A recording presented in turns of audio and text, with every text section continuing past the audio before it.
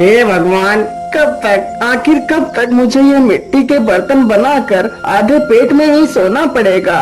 क्या मेरे भाग्य में कभी सुंदर पकवान खाना नसीब नहीं होगा?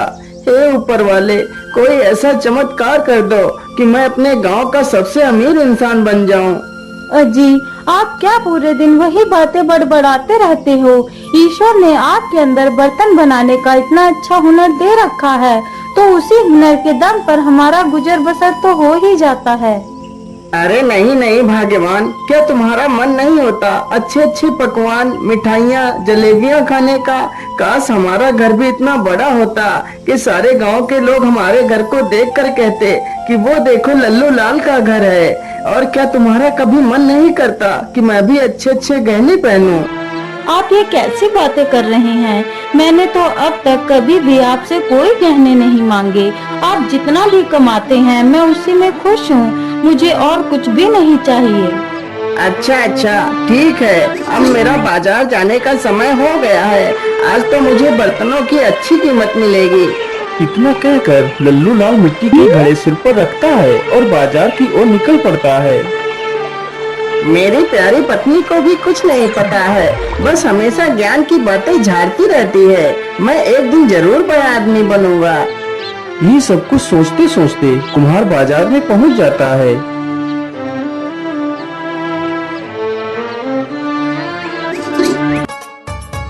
आइए आइए भैया, बर्तन ले जाइए। देखिए कितने अच्छे बर्तन हैं। अरे भैया, ये बड़ा वाला मटका कितने रुपए का दे रहे हो? भैया जी, यह मटका सिर्फ 20 रुपए का ही है। क्या 20 रुपए? अरे नहीं नहीं भैया, 20 रुपए तो बहुत ज्यादा है। 20 रुपए में तो पूरे 4 घड़े आ जाएंगे। हाँ हाँ, तो जाइए यहाँ से और 4 घड़े ही खरीद लो जाकर। लल्लू लाल के पास कई सारे लोग घड़ा खरीदने के लिए आते हैं, लेकिन कोई भी व्यक्ति 5 रुपए से अधिक घड़े की कीमत नहीं दे रहा था। क्या करूं, इस घड़े को तो कोई भी आदमी 20 रुपए का लेने के लिए तैयार ही नहीं हो रहा है। क्या आज फिर मुझे ये सारे घड़े 5-5 रुपए में ही बेचने पड़ेंगे? अरे भाई, यह बर्तन कितने पैसे में दे रहे हो? भैया, बड़ा वाला घड़ा 20 रुपए का है और बाकी के घड़े 10-10 रुपए में दे दूंगा। अरे नहीं नहीं भैया, बहुत महंगे घड़े बता रहे हो। मैं तो इन तीनों की कीमत सिर्फ 20 रुपए दूंगा। क्या करूं, 20 रुपए तो और किसी ने बोले भी नहीं है इन घड़ों के, या तो फिर भी 20 रुपए दे रहा है। चलो चलो, यह सारे घड़े 20 रुपए में ही बेच देता हूँ। ठीक है भैया, मैं तुम्हें यह सारे घड़े देने के लिए तैयार हूँ। लल्लू लाल पैसे ले लेता है और बाजार से चला जाता है।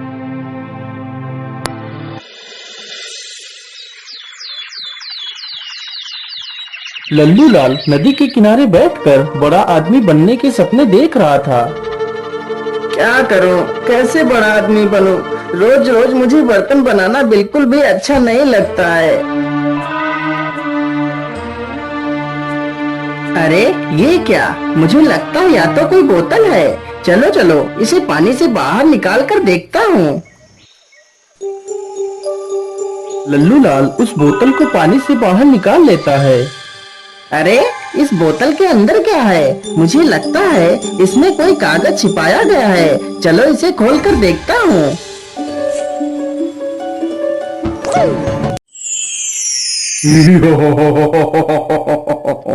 हुकुम मेरे आका, मैं तुम्हारा गुलाम हूँ। मुझे मत मारो, मैंने तुम्हारा कुछ नहीं बिगाड़ा। नहीं मेरे आका, मैं तुम्हारा गुलाम हूँ, मैं तुम्हें नहीं मार सकता। क्या क्या क्या गुलाम? तुम मेरे गुलाम हो?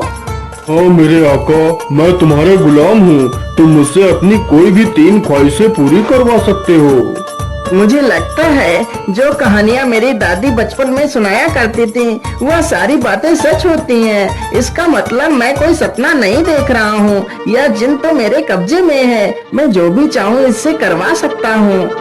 अरे जिन, क्या तुम मेरी सिर्फ 3 ही ख्वाहिशें पूरी करोगे? हाँ हाँ मेरे आका, मैं सिर्फ 3 ही ख्वाहिशें पूरी कर सकता हूँ। बोलिए तुम्हारी क्या ख्वाहिशें हैं? हे जिन, मेरी पहली ख्वाहिश ये है कि मेरा घर गांव का सबसे बड़ा घर बन जाए। इतना बड़ा घर हमारे जमींदार का भी ना हो। ठीक है मेरे आका, मैं तुम्हारी पहली ख्वाहिश को पूरा कर देता हूँ। जिन तुरंत ही अपने जादू से लल्लू लाल का घर बहुत ही सुंदर बना देता है। मेरे आका, मैंने तुम्हारा घर बहुत ही आलीशान बना दिया है। मांगिए आका, तुम्हारी दूसरी ख्वाहिश क्या है? क्या मांगू क्या मांगू? अभी तो मुझे कुछ समझ ही नहीं आ रहा मैं इस जिन से और क्या मांगू।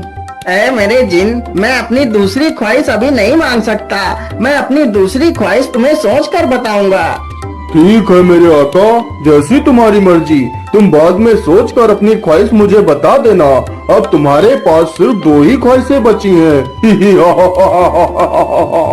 चलो चलो, मैं जल्दी से यहाँ से अपने घर चलता हूँ और देखता हूँ मेरा नया घर कैसा बना है। लल्लू लाल जल्दी से अपने घर जाता है तो देखता है उसका घर अब झोपड़ी से बदलकर एक आलीशान बंगला बन गया है। यह देखकर लल्लू लाल की खुशी का कोई ठिकाना ही नहीं रहता।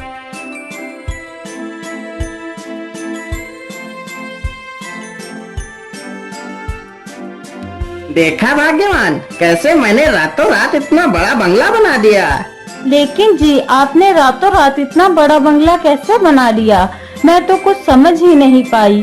यह सब कैसे हो गया? अरे भाग्यवान, यह सारा कमाल तो उस जिन का है जो मुझे मिला है। क्या जिन? कैसा जिन? अरे भाग्यवान, आज सुबह जब मैं नदी के किनारे बैठा था तो मैंने देखा। इस प्रकार लल्लू लाल पूरी कहानी अपनी पत्नी को सुनाता है। अजी, इस प्रकार कमाया हुआ धन कभी भी लाभ नहीं देता। ऐसे धन को प्राप्त कर हमें किसी मुसीबत का सामना न करना पड़े। अरे भाग्यवान, तुम तो बेकार में इतनी चिंता कर रही हो, हमें कुछ नहीं होगा। लेकिन स्वामी, हमने इतना बड़ा घर बना तो लिया है, लेकिन हमारे पास तो एक भी पैसा नहीं है। हम घर कैसे चलाएंगे? हाँ हाँ भाग्यवान, यह तो मैंने सोचा ही नहीं। काश ऐसा होता कि मैं जिस चीज को हाथ लगाता वह सोने की ही बन जाती तो कितना अच्छा होता। हमारे पास सोना ही सोना होता। अरे हाँ, क्यों ना मैं यही ख्वाहिश जिनसे पूरी करवा लेता हूँ। इतना सोचकर वह तुरंत ही जिन के पास जाता है।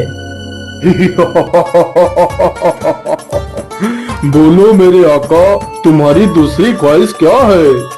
मेरे गुलाम, मेरी दूसरी ख्वाहिश यही है कि मैं जिस वस्तु को हाथ लगाऊं वह तुरंत सोने की बन जाए।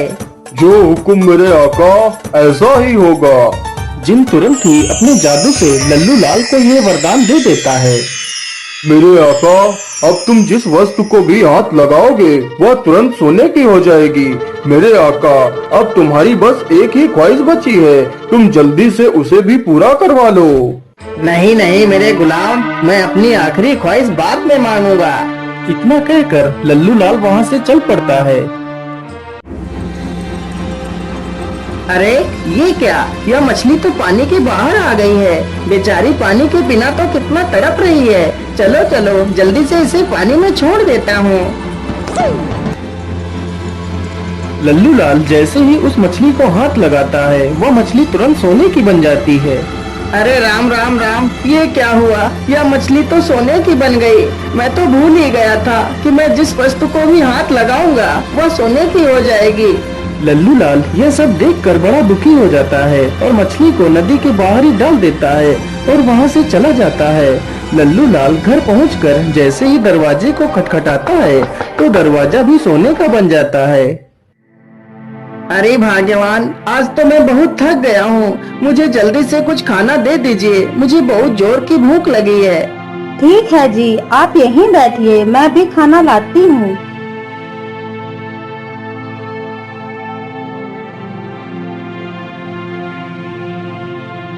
रोहिणी तुरंत ही उसे खाना देती है, लेकिन जैसे ही वह थाली को हाथ लगाता है तो वह थाली सोने की बन जाती है और वह खाना भी सोने का हो जाता है।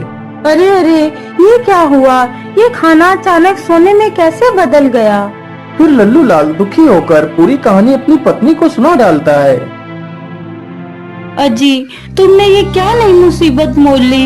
अब क्या होगा? अब तो तुम किसी भी चीज को छू भी नहीं सकते। अब मेरा क्या होगा? अरे भाग्यवान, तुम रोती क्यों हो? मैं सुबह ही उस जिन के पास जाऊंगा और ये वरदान वापस लेने को कहूँगा। सब कुछ ठीक हो जाएगा भाग्यवान, तुम दुखी मत हो। इतना कहते कहते उसने गलती से अपनी पत्नी को भी छू लिया तो उसकी पत्नी भी सोने की मूर्ति बन जाती है। हे हे भगवान, ये क्या अनर्थ हो गया मुझसे। भाग्यवान, तुम्हें क्या हो गया? अब मैं क्या करूँगा? नहीं नहीं, मैं अभी जाता हूँ और इस वरदान को वापस कर दूंगा। लल्लू लाल तुरंत ही जिन के पास पहुंचता है। नहीं नहीं मेरे आका, मैं अपने द्वारा दिया गया वरदान वापस नहीं ले सकता। यदि तुम्हारी कोई दूसरी ख्वाहिश है तो वो बता सकते हो। नहीं नहीं जिन, मेरी और कोई ख्वाहिश नहीं है। इतना सुनते ही जिन वहाँ से गायब हो जाता है और लल्लू लाल वहीं पर बैठकर रोने लगता है। तभी उसकी नजर उस बोतल पर पड़ती है जिसमें वह जिन रहता था। अरे, इसमें ये पर्ची कैसी पड़ी है? यह पर्ची तो मैंने पढ़ी ही नहीं थी। चलो चलो, इसे पढ़ लेता हूँ। यह जिन एक दुष्ट जिन है। यह व्यक्ति की 3 ख्वाहिशें पूरी कर सकता है, लेकिन जैसे ही यह जिन आखिरी ख्वाहिश पूरी करेगा तो ख्वाहिश मांगने वाला इंसान इसी बोतल में कैद हो जाएगा और यह जिन हमेशा के लिए आजाद हो जाएगा। हे भगवान, अब मैं क्या करूँगा? यदि मैं इससे तीसरी ख्वाहिश मांगूंगा तो मैं इसी बोतल में कैद हो जाऊंगा। अरे नहीं नहीं, अब मैं क्या करूँ? किससे मदद मांगू? लल्लू लाल निराश होकर वहाँ से चला जाता है और एक पेड़ के नीचे बैठकर रोने लगता है। अब मैं अकेला क्या करूँगा भाग्यवान? काश मैंने तुम्हारी बात मानी होती और लालच ना किया होता तो आज तुम सुरक्षित होती। क्या बात है बेटा, तुम क्यों रो रहे हो? तुम्हें क्या कष्ट है? बाबा, मेरा नाम लल्लू लाल है। फिर लल्लू लाल अपनी पूरी कहानी उस साधु को सुनाता है। अब आप ही बताइए बाबा, मैं क्या करूं? क्या मेरी पत्नी कभी ठीक नहीं हो पाएगी? नहीं नहीं पुत्र, तुम्हारी पत्नी को ठीक करने का सिर्फ एक ही उपाय है। तो जल्दी से बताइए ना बाबा, मैं अपनी पत्नी को कैसे ठीक कर सकता हूँ? पुत्र, उसके लिए तुम्हें अमर कुंड का जल लाकर अपनी पत्नी पर छिड़कना होगा, तो तुम्हारी पत्नी पुनः पहले जैसी हो जाएगी और तुम्हारा यह वरदान भी नष्ट हो जाएगा। लेकिन बाबा, यह अमर कुंड कहाँ है? बेटा, यह अमर कुंड कौतूहल की पहाड़ियों में स्थित है। लेकिन बेटा, सावधानी से जाना, वहाँ पर एक मायावी राक्षस भी रहता है जो तुम्हें देखकर नुकसान भी पहुँचा सकता है। साधु की यह बात सुनकर लल्लू लाल तुरंत अपने घर की ओर निकल पड़ता है।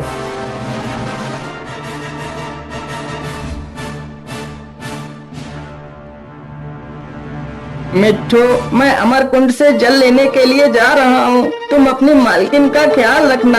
नहीं नहीं मालिक, मैं भी तुम्हारे साथ ही चलूंगा। पता नहीं तुम्हारे किस काम आ जाऊं। किसी महापुरुष ने कहा है कि एक से भले 2 होते हैं। ठीक है मिट्ठू, तो फिर तुम भी मेरे साथ ही चलो। लल्लू लाल जल्दी से एक खाली बोतल उठाता है और दोनों वहाँ से निकल पड़ते हैं।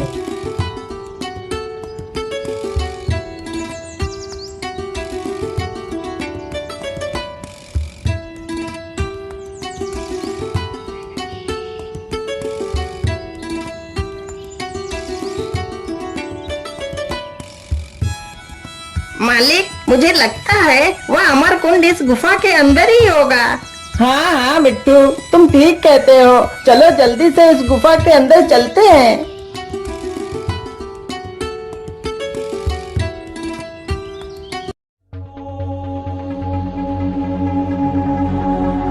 मालिक, उधर देखिए, वो रहा अमर कुंड। चलो चलो जल्दी से पानी भर लेते हैं। नहीं नहीं मिट्टू, अमर कुंड के पास जाने से पहले हमें सही ढंग से देख लेना चाहिए। यहाँ पर एक राक्षस भी रहता है। लल्लू लाल तुरंत ही जमीन पर पड़े एक पत्थर को उठाता है और अमर कुंड के पास फेंकता है। जैसे ही पत्थर अमर कुंड के पास गिरता है तो राक्षस तुरंत वहाँ पर आ जाता है। अरे कौन है? कौन है यहाँ पर? जल्दी से मेरे सामने आओ, नहीं तो मैं तुम्हें मार डालूंगा। अरे मुझे लगता है यह पत्थर ऐसे ही लुढ़क कर आ गया होगा। आसपास तो कोई नहीं दिखाई दे रहा है। चलो चलो, मैं यहीं पर थोड़ा सा आराम कर लेता हूँ। राक्षस वहीं पर लेटकर आराम करने लगता है। अरे मालिक, यह राक्षस तो कुंड के पास ही लेट गया है। यदि तुम वहाँ जाओगे तो यह राक्षस जरूर उठ जाएगा। हाँ हाँ मिट्टू, तो फिर हम जल कैसे लाएंगे? मालिक, तुम यहीं पर रुको, मैं उड़ता हुआ जाता हूँ और अपनी चोंच में पानी भरकर ले आता हूँ। मिट्टू तुरंत उड़कर जाता है और जल्दी से अपनी चोंच में पानी भर लेता है और जल्दी से वापस लल्लू लाल के पास आ जाता है। चलो चलो मिट्टू, हमें जल्दी से यहाँ से निकलना चाहिए और तुम्हें यह जल अपनी चोंच में ही भरकर रखना होगा। यदि गलती से मैंने यह पानी छू लिया तो यह भी सोना बन जाएगा। इस पानी को तुम्हें अपनी मालकिन के ऊपर डालना है। दोनों जल्दी ही वापस अपने घर पहुँच जाते हैं। मिट्टू के पानी डालते ही रोहिणी फिर से वापस अपने वास्तविक रूप में आ जाती है। यह देखकर लल्लू लाल बहुत खुश हो जाता है। मेरे आका, तुम्हारी आखिरी ख्वाहिश अभी पूरी करनी बाकी है। बोलो मेरे आका, तुम्हारी आखिरी ख्वाहिश क्या है? नहीं नहीं जिन, अब मेरी कोई ख्वाहिश नहीं है, तुम यहाँ से चले जाओ। नहीं नहीं मेरे आका, तुम्हें मुझसे अपनी आखिरी ख्वाहिश तो पूरी ही करवानी पड़ेगी, नहीं तो मैं तुम्हें मार डालूंगा। हे भगवान, अब मैं क्या करूं? मैं एक मुसीबत से निकल नहीं पाया कि दूसरी मुसीबत मेरे सामने खड़ी हो गई है। ठीक है जिन, मैं कल तुमसे अपनी आखिरी ख्वाहिश पूरी करवाऊंगा। तो फिर ठीक है मेरे आका, मैं चलता हूँ, मैं कल फिर से आऊंगा। क्या करूं? कैसे छुटकारा पाऊं इस जिन से? क्या करूं? क्या करूं? हाँ, ये सही रहेगा। अरे भाग्यवान, मैं जंगल जा रहा हूँ, मैं अभी जल्दी ही वापस आ जाऊंगा। मेरे हिसाब से यही बांस ठीक रहेगा। चलो इसे ही जल्दी से काट लेता हूँ। लल्लू लाल जल्दी से उस बांस को काटता है और बांस को लेकर अपने घर पहुंच जाता है और अपने घर के बाहर ही एक गड्ढा खोदकर बांस को उसी में गाड़ देता है।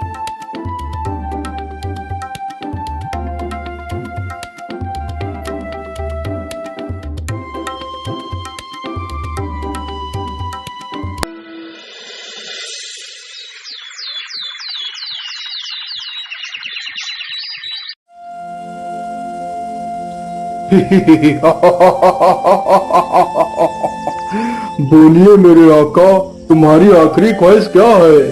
अरे ओ मेरे गुलाम, मेरी आखिरी ख्वाहिश यही है कि जो यह बांस जमीन में गड़ा हुआ है, इस बांस पर तुम्हें 20 साल तक चढ़ना है और फिर नीचे उतरना है, फिर चढ़ना है और फिर नीचे उतरना है। यह कार्य तुम्हें लगातार 20 साल तक करना है। यह सुनकर तो जिन के होश उड़ जाते हैं। वह पहले दिन तो आसानी से चढ़ उतर लेता है।